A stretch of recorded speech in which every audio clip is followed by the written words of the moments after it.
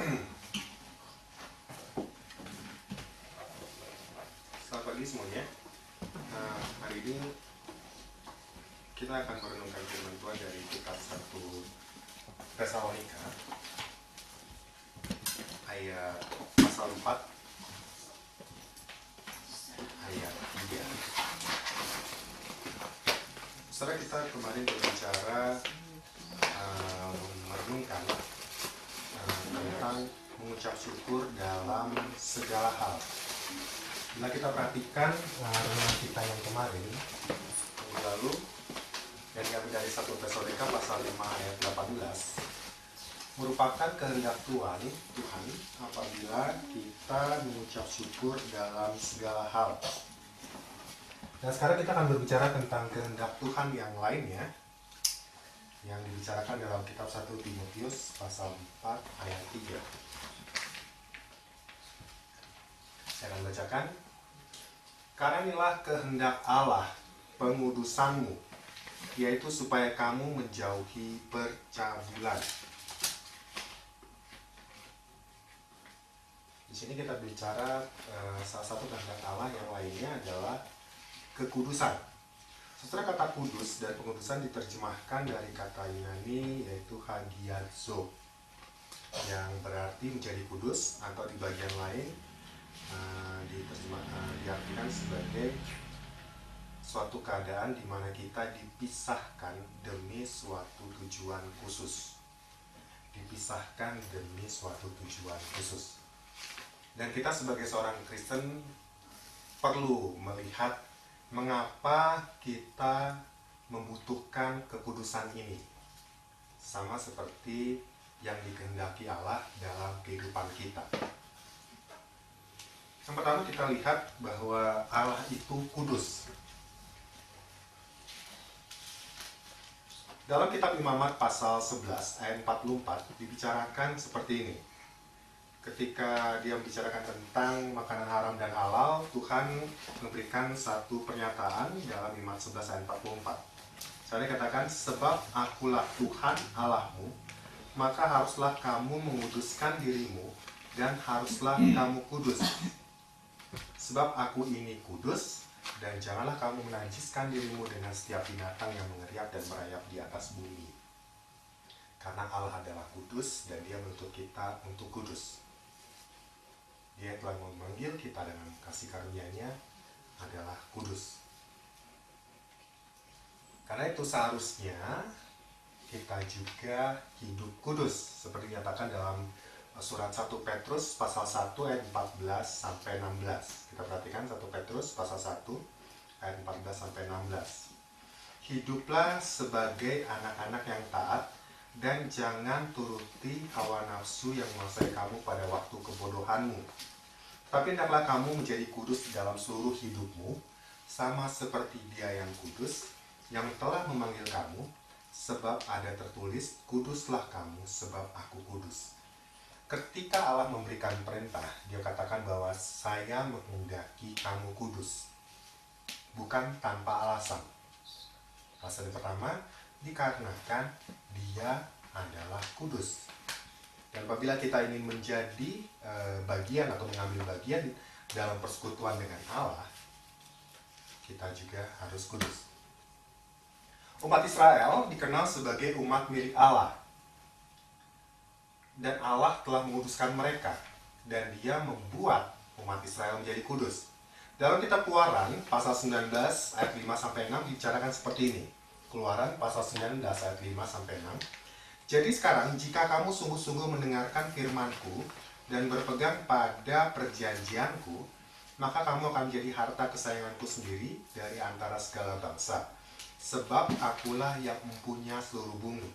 Kamu akan menjadi bagiku kerajaan imam dan bangsa yang kudus. Inilah semuanya firman yang harus katakan kepada orang Israel. Orang Israel diambil untuk menjadi kerajaan imam dan bangsa yang kudus. Itu dulu 4.000 tahun yang lalu. Seperti itu. Dan sekarang 2000 tahun yang lalu, umat Kristen diambil menjadi bangsanya.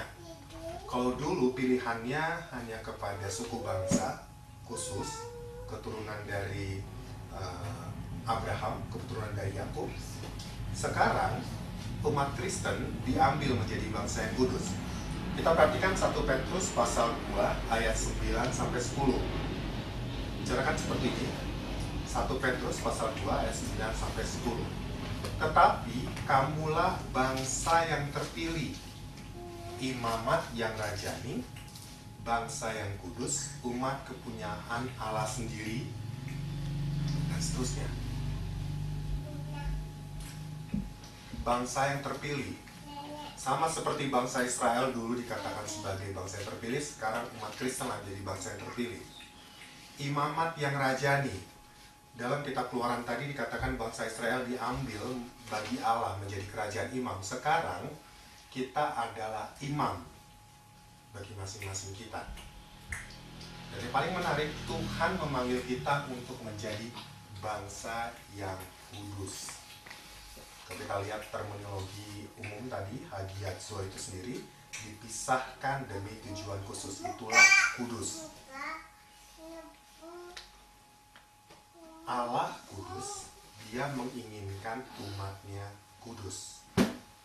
Bila kita mengingat analogi yang diberikan Paulus tentang jemaat dan Kristus sebagai kepala dan jemaat adalah tubuhnya, sebetulnya kita seharusnya sudah mengerti pola yang telah diberikan Allah. Kristus adalah satu-satunya manusia yang tidak berdosa, manusia dewasa, kita tahu itu. Dan dia diberikan tahta oleh Allah sebagai kepala jemaat. Kepala jemaat adalah tubuh. Seharusnya secara otomatis, kalau kepala kudus, tubuh pun pasti kudus. Karena apa? Karena dari dalam inilah segala sesuatu terjadi. Tangan bisa bergerak karena ini. Kita melihat sesuatu, kita bisa memutuskan apakah kita menginginkan atau tidak menginginkannya.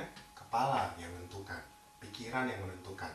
Dan sekarang kepala yang pikiran berada di dalamnya adalah Kristus, dan dia memiliki pikiran yang kudus. Seharusnya otomatis tubuh kita pun kudus. Itulah logika sederhana yang dapat kita peroleh dari analogi tubuh dan kepala yang diberikan oleh Paulus.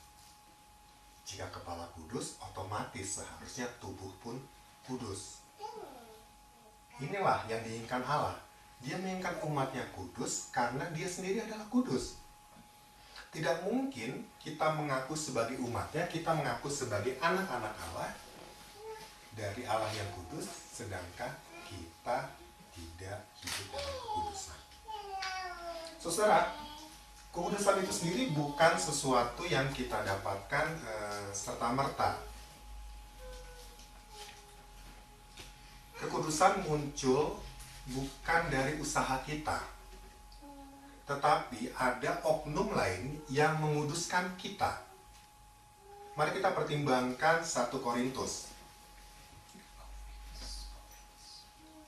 pasal 1 ayat 2. Bagaimana keadaan jemaat di sana? Dikatakan seperti ini. 1 Korintus pasal 1 ayat 2. Kepada jemaat Allah di Korintus, yaitu mereka yang dikuduskan dalam Kristus Yesus dan yang dipanggil menjadi orang-orang kudus. Dan seterusnya. Jemaat terdiri dari, dalam tanda kutip, orang-orang kudus. Jemaat dibentuk dari orang-orang kudus.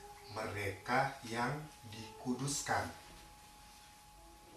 Ada oknum dari luar yang mengerjakan sesuatu kepada kita. Kristus melalui pengorbanannya telah menguduskan kita. Tetapi harus ada tindakan aktif dari kita yang hendak dikuduskan oleh Tuhan. Kita perhatikan 1 Korintus 6 ayat 11.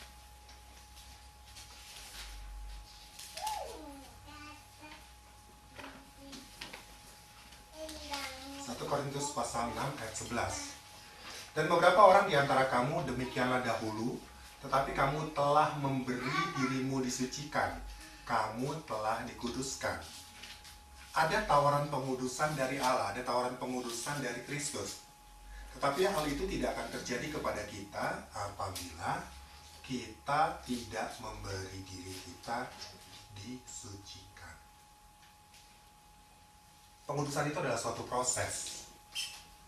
Pengudusan ada suatu proses yang terus-menerus berlangsung dalam kehidupan kita. Selama kita masih terikat sebagai jemaat Kristus, kita akan terus-menerus dikuduskan. Mungkin kita masih seperti bayi-bayi rohani, seperti yang dikatakan dalam kitab 1 Korintus pasal 3 ayat 1-3. Kita masih hidup sebagai manusia-manusia duniawi. Tetapi sebelumnya kita telah memberi diri kita dikuduskan oleh Tuhan. Dan dalam prosesnya menjadi semakin bertambah dewasa. Dimulai dari seorang bayi rohani, kemudian bertambah dewasa.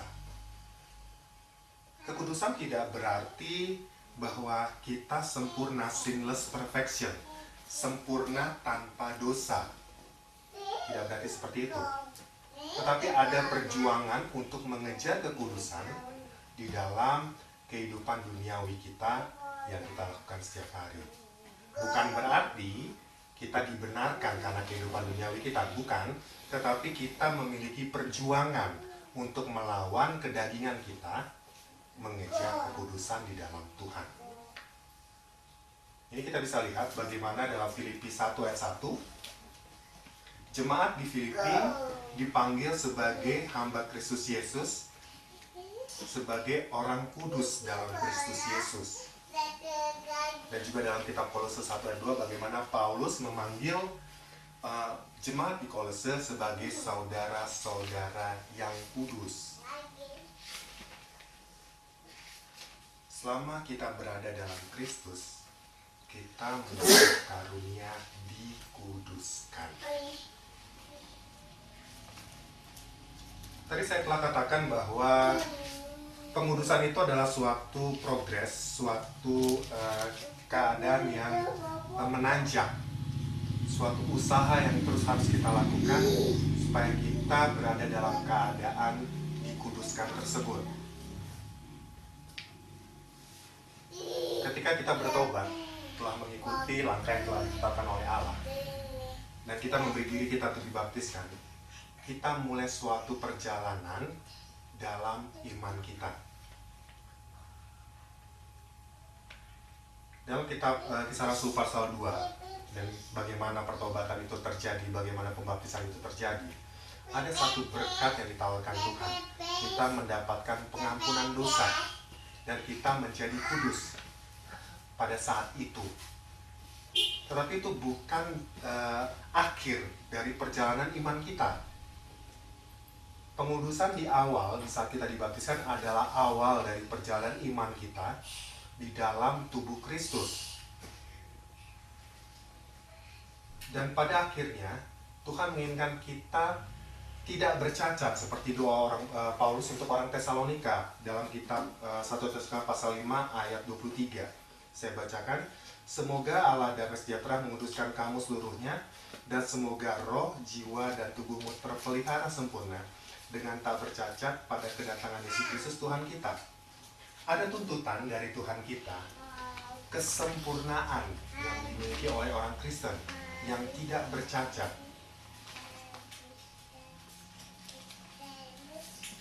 Dan dalam kitab Ibrani, penulis Ibrani menuliskan seperti ini, berusahalah hidup damai dengan semua orang dan kejarlah kekudusan. Ini saya katakan tadi, walaupun pada awal perjalanan iman kita setelah kita dibaptis, kita dikuduskan, bukan berarti kekudusan tersebut adalah tujuan akhir. Karena kita masih terlibat dalam kedagingan kita masih harus berjuang terus dalam dosa-dosa kita. Setelah kita dibaptis, kita diperintahkan untuk mengejar kekudusan. Dalam kitab 2 Korintus pasal 7 ayat 1 dibicarakan seperti ini.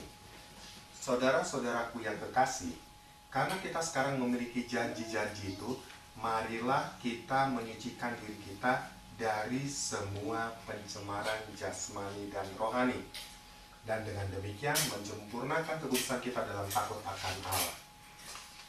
Dalam tanda kutip saya berikan, kekudusan kita belum sempurna selama kita tidak mengejarnya dan menjauhkan diri dari pencemaran jasmani dan rohani. Saudara, kita memang harus dipisahkan dari dunia karena kita bukan bagian dari dunia ini. Berkali-kali saya mengajak kita semua untuk merenungkan kitab Yohanes pasal 15, Yohanes pasal 17, bagaimana Tuhan Kristus mengajarkan bahwa ada satu keadaan yang tidak bisa dibantah oleh orang Kristen kalau kita bukan bagian dari dunia. Karena kita bukan bagian dari dunia, makanya dunia membenci kita. Dan Tuhan telah memisahkan kita dari dunia. Itulah proses pengudusan itu sendiri. Dunia penuh kecemaran, salah satu cara, satu-satunya cara bagi Tuhan untuk mengambil kita dari dunia tersebut adalah dengan menguduskannya. Dalam kitab 2 Korintus pasal 6 ayat 14-18 dibicarakan seperti ini. Janganlah kamu merupakan pasangan yang tidak seimbang dengan orang-orang yang tak percaya. Sebab persamaan apakah terdapat antara kebenaran dan kedurhakaan? Atau bagaimanakah terang dapat bersatu dengan gelap? Ini tidak mungkin. Karena kita tahu kebenaran adalah ketiadaan kedurhakaan.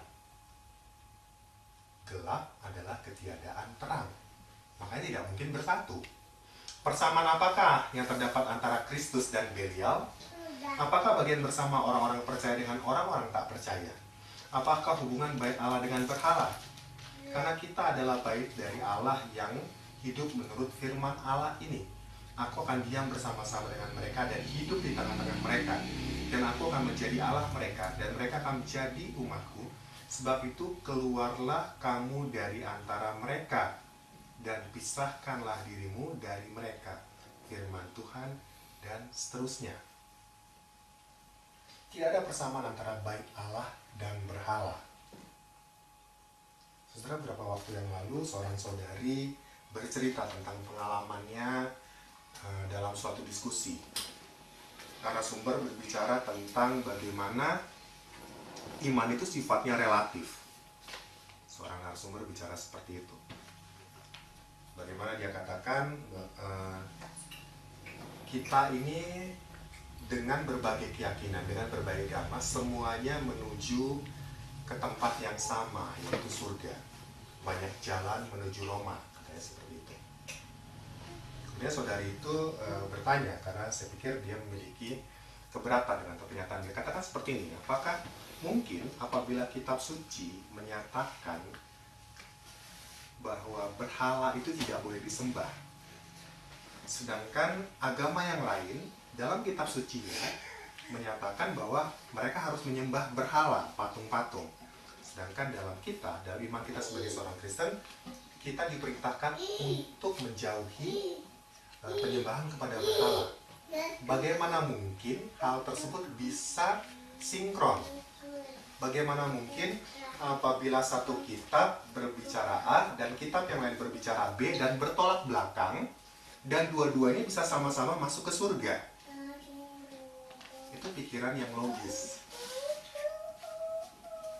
Tapi narasumber itu mengatakan bahwa pemikiran tersebut keluar karena pemikiran iman dari saudari ini yang relatif sifatnya.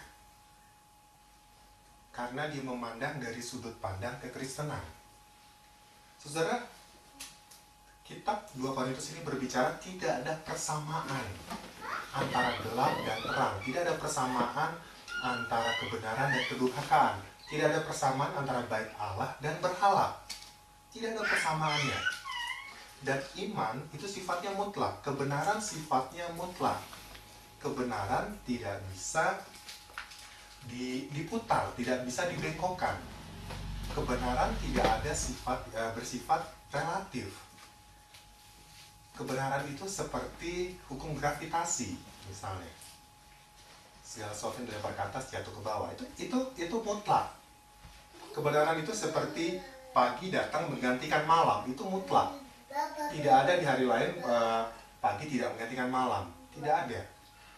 Karena itu iman kita berdasarkan kebenaran yang mutlak. Tidak ada sinkronisasi antara kegelapan dan terang. Karena kita telah dipisahkan. Apabila kita sama saja, ngapain Tuhan pisahkan kita? Ngapain kita dipisahkan dari pencemaran dunia? Kalau akhirnya kita sama-sama saja. Pasti tidak. Dan ada tuntutan juga dari pemisahan ini. Harus melibatkan sikap yang berbeda. Mari kita perhatikan 1 Petrus pasal 4. 1 Petrus pasal 4 ayat 1 sampai 4. Dikatakan seperti ini. Jadi, karena Kristus telah menderita penderitaan badani, kamu pun harus juga mempersenjatai dirimu dengan pikiran yang demikian. Karena barang siapa telah menderita penderitaan badani, ia telah berhenti berbuat dosa. Supaya waktu yang sisa, jangan kamu pergunakan menurut keinginan manusia, tetapi menurut kehendak Allah. Sebab telah cukup banyak waktu kamu pergunakan untuk melakukan kehendak orang-orang yang tidak mengenal Allah. Kamu telah hidup dalam rupa-rupa hawa nafsu, keinginan kemabukan, pesta pora, perjamuan minum, dan penyembahan berhala yang terlarang. Sebab itu mereka heran bahwa kamu tidak turut mencemplungkan diri bersama-sama mereka di dalam hubungan ketidaksenuan yang sama, dan mereka memfitnah kamu. Ada masanya ketika Petrus menuliskan surat ini, orang-orang Kristen dipaksa untuk sama dengan dunia. Ada masanya juga di dalam masa penganiayaan orang Kristen, kita dipaksa untuk sama dengan orang dunia. Mungkin kita pernah mendengar bahwa kaisar-kaisar seperti Nero atau Diocletianus mengajak, bahkan bukan mengajak, memberikan dekret bahwa semua orang harus menyembah dirinya sebagai dewa. Bahkan tradisi mencatat orang Kristen dikucilkan misalnya dalam perdagangan karena apa? Karena mereka tidak mau ikut memberikan persembahan di pasar-pasar. Karena itu mereka tidak boleh terlibat dalam kegiatan di pasar. Atau orang Kristen tidak diperbolehkan menjadi tentara pada saat itu. Karena mereka pun tidak mau memberikan janji setia kepada kaisar yang dianggap sebagai dewa. Karena ketidakmauan orang Kristen itulah muncul fitnah. Orang Kristen dikatakan hidup dalam persekutuan yang bebas. Orang Kristen dikatakan hidup dalam persekutuan yang yang sadis. Orang Kristen di abad pertama dikatakan manusia-manusia kanibal, karena ada melakukan perjamuan Tuhan, di mana pada saat perjamuan dikatakan mereka itu memakan tubuh dan meminum darah. Makanya mereka difitnah sebagai orang-orang kanibal. Dikarenakan tidak mau sama seperti dunia, mereka harus mendapatkan aniaya seperti itu. Saudara, saya ingin mengajak kita semua untuk memperhatikan beberapa ayat yang berkaitan dengan pengudusan. Kita perhatikan 1 Tesalonika 4 ayat 3. Seperti tema dalam renungan ini. Dalam 1 Tesalonika 4 ayat 3 dibicarakan tentang pengudusan yang berkaitan dengan imoralitas seksual. Imoralitas seksual. Katakan, karena inilah kehendak Allah, pengudusanmu, yaitu supaya kamu menjauhi percabulan. Ada perbedaan percabulan dan perzinahan. Perzinahan adalah bagian dari percabulan, karena percabulan sifatnya lebih besar. Yang disebut dengan perzinahan itu biasanya dilakukan oleh orang yang sudah menikah, oleh orang-orang yang sudah menikah. Sedangkan tindakan percabulan itu tindakan-tindakan yang berhubungan dengan imoralitas seksual, baik dilakukan oleh orang yang sudah menikah atau yang belum menikah. Di sini katakan bahwa merupakan kehendak Allah jika kita menjauhi hal tersebut. Hal-hal, aktivitas, moralitas seksual di luar ikatan resmi pernikahan. Dalam 1 Korintus 4 ayat 4 dikatakan sini, supaya kamu masing-masing mengambil seorang perempuan menjadi istrimu sendiri dan hidup di dalam pengudusan dan penghormatan. Mengambil seorang perempuan menjadi istri dalam American Standard Version dikatakan seperti ini. How to possess himself of his own vessel. Vessel itu bejana. Bejana ini bisa ditujukan kepada diri kita sendiri, menjaga kekudusan diri kita sendiri. Terjemahan Bahasa Indonesia langsung memberikan tafsiran itu berbicara tentang istri. Sedangkan sebenarnya kalau dalam terjemahan lain itu masih berbicara tentang, ini memakai metafora vessel, itu bejana. Dalam 1 Korintus 4 ayat 7 dikatakan, tetapi harta ini kami punyai dalam berjadat tanah liat, supaya nyata bahwa kekuatan yang melimpah ini berasal dari Allah, bukan dari diri kami. Di sana menunjuk kepada diri sendiri. Kemudian, kalau dalam 1 Petrus 3 ayat 7, demikian juga kamu, hai suami, hiduplah bijaksana dengan istrimu sebagai kaum lebih rumah, dan seterusnya. Berjalan tersebut berbicara tentang istri seseorang. 1 Petrus 3 ayat 7. Jadi, dituntut suatu kekudusan yang hanya bisa diperoleh dalam ikatan pernikahan berkaitan dengan kekudusan tersebut. Dalam 1 Tesalonika 4 ayat 5 dibicarakan tentang bahwa seorang Kristen tidak boleh hidup dalam nafsu keduniawian. Kalau kita lihat konteks ke atas masih berbicara tentang masalah percabulan. Percabulan tersebut dikatakan didorong oleh keinginan hawa nafsu, dan Allah tidak menghendaki kita hidup seperti itu. Karena hidup dalam keinginan hawa nafsu hanya dilakukan oleh orang-orang yang tidak mengenal Allah.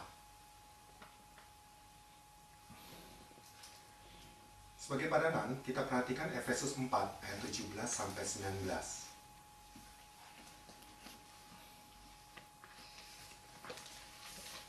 Efesus 4 ayat 17 sampai 19.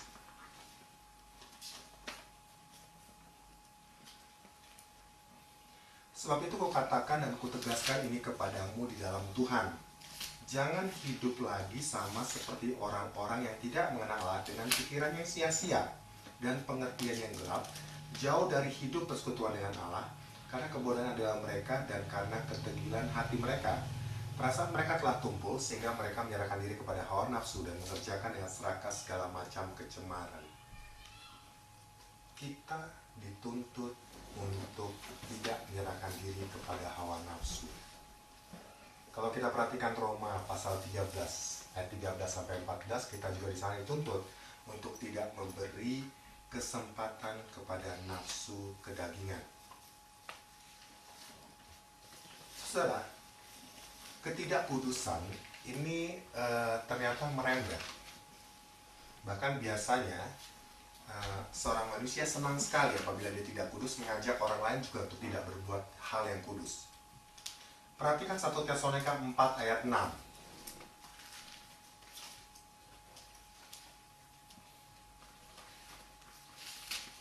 Supaya dalam hal-hal ini orang jangan memperlakukan saudaranya dengan tidak baik atau memperdayakannya.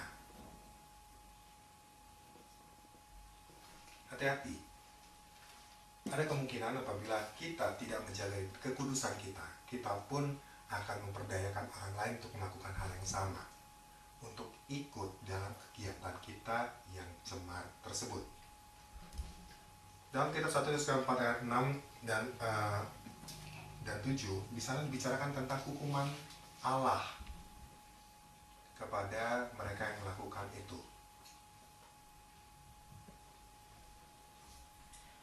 Pasal 5 ayat 7 sampai 14 bisa dibaca di sana, berbicara tentang nasihat kepada anak-anak untuk menjauhkan diri dari percabulan. Di dalam ayat 11 dikatakan ada hukuman di sana. Pada akhirnya engkau akan mengeluh kalau daging dan tubuhmu habis binasa. Lalu engkau akan berkata, ah mengapa aku benci kepada ikan dan hatiku menolak teburan. Ayat 14, aku nyaris terjerumus dalam tiap malapetaka di tengah-tengah jemaah dan perkumpulan. Ada hukuman yang diberikan kepada mereka yang melakukan hal tersebut. Dalam kitab Roma ayat 1 pasal 1 ayat 27 juga ada hukuman bagi mereka yang melakukan hal yang menyimpang dari kekudusan yang telah ditetapkan. Roma pasal 1 ayat 27. Demikian juga suami-suami meninggalkan persetubuhan yang wajar dengan istri mereka dan menyala-nyala dengan berarti mereka seorang terhadap yang lain, sehingga mereka melakukan kemesuman laki-laki dengan laki-laki, dan karena itu mereka menerima dalam diri mereka balasan yang setimpal untuk kesesatan mereka. Apabila kita memperhatikan perkembangan zaman akhir-akhir ini, mungkin kita pernah mendengar penyakit yang keadaan tubuh yang disebut AIDS, yang disebabkan oleh virus HIV. Dan salah satu penyebabnya, walaupun banyak orang berdebat tentang asal mula penyakit ini, tapi beberapa ahli setuju bahwa ini dikarenakan hubungan sejenis yang dilakukan oleh kaum laki-laki. Ada yang percaya bahwa penyakit itu muncul karena kan orang melakukan hubungan seksual dengan binatang, dan kebetulan binatang itu telah terkena virus tersebut, makanya mulailah virus itu berjangkit. Ini hukuman yang langsung dirasakan oleh orang-orang yang hidup dalam kecemaran yang ekstrim seperti itu. Tidak menunggu sampai pengadilan kekal nanti ketika Tuhan datang, mereka tentunya dapat hukuman di sana. Tetapi dalam masa hidup pun orang-orang tersebut telah mendapatkan hukumannya. Mereka harus hidup dengan daya tahan tubuh yang begitu rendah.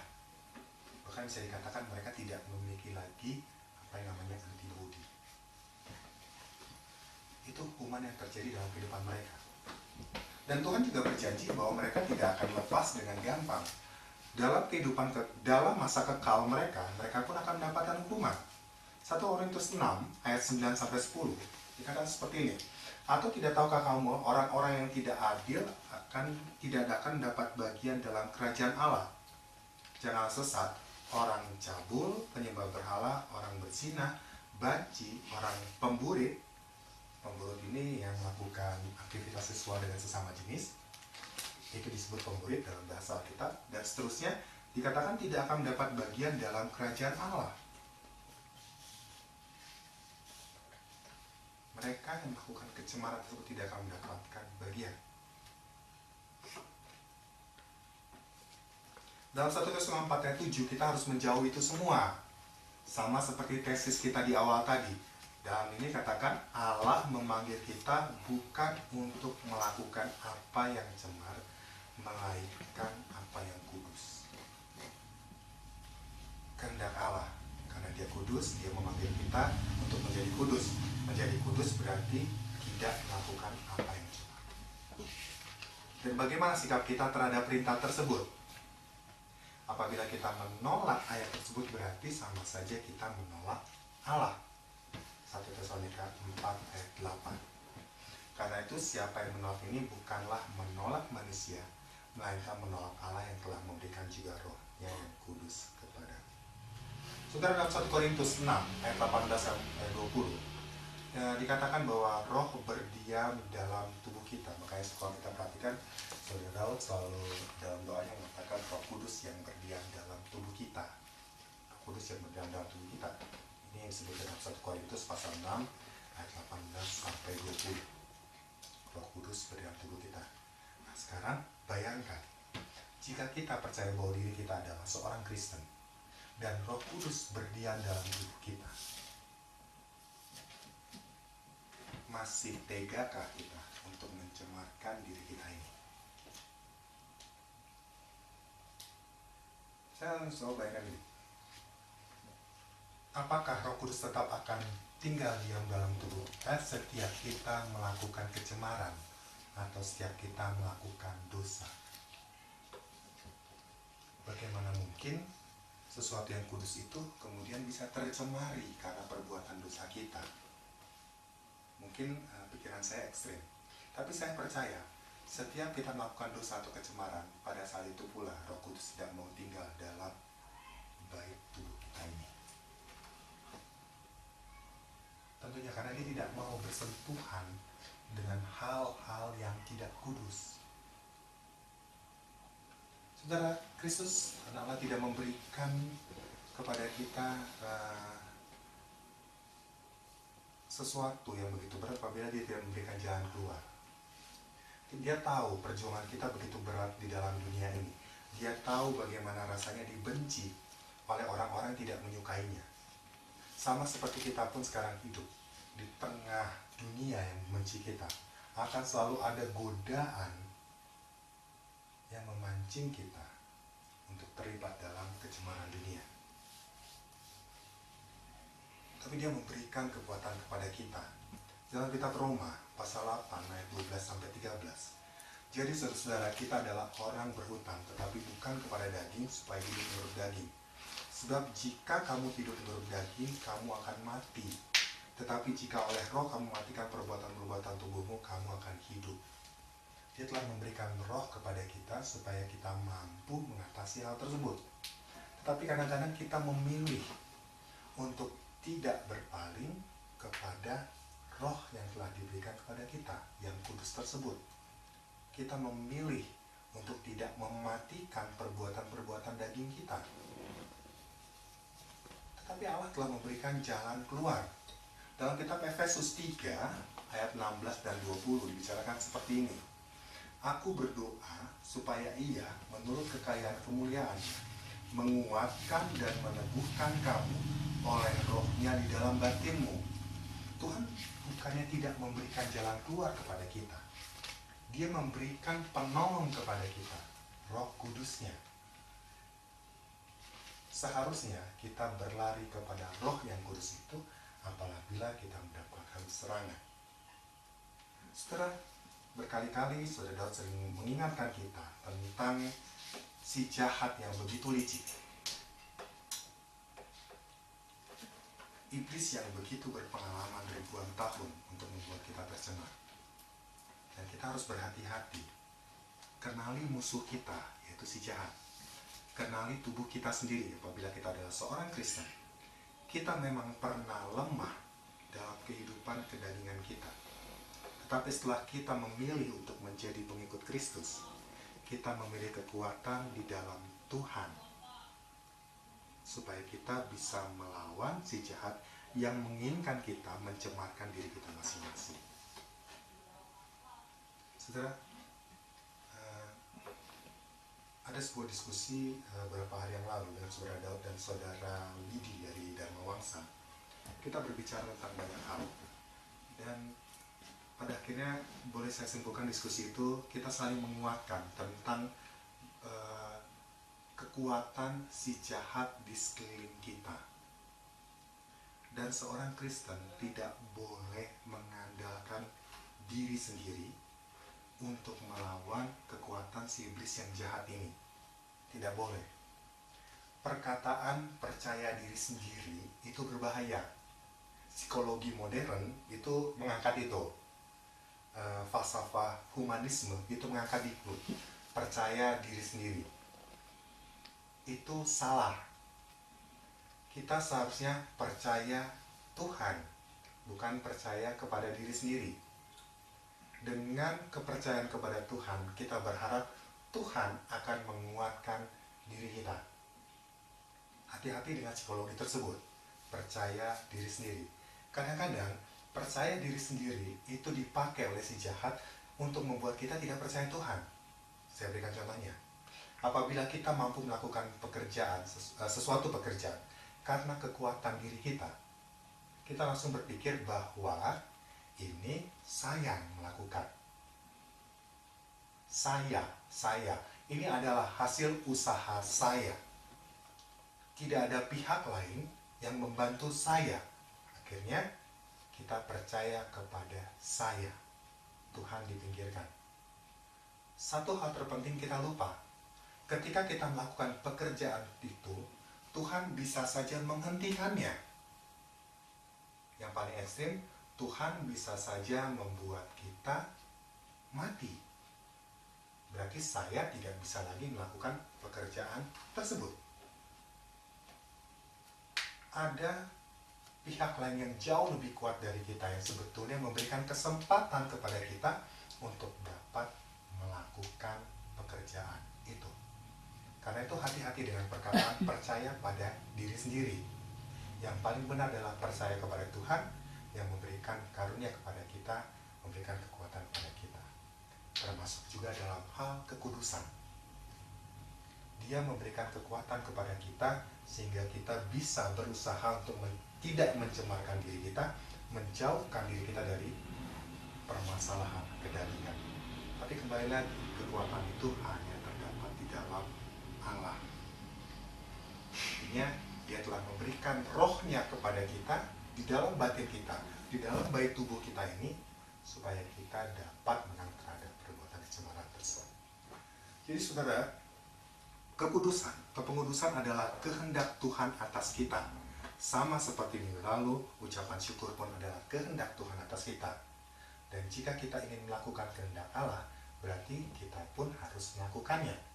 Minggu lalu kita berbicara tentang melakukan kehendak Allah, yaitu mengucap syukur. Dan minggu sekarang kita berbicara tentang menguduskan diri sendiri, yang juga merupakan kehendak Allah. Saya berharap hal ini dapat membantu kita untuk menjaga iman kita di hari-hari ke depan. Tuhan berkati kita semua. Kita persiapkan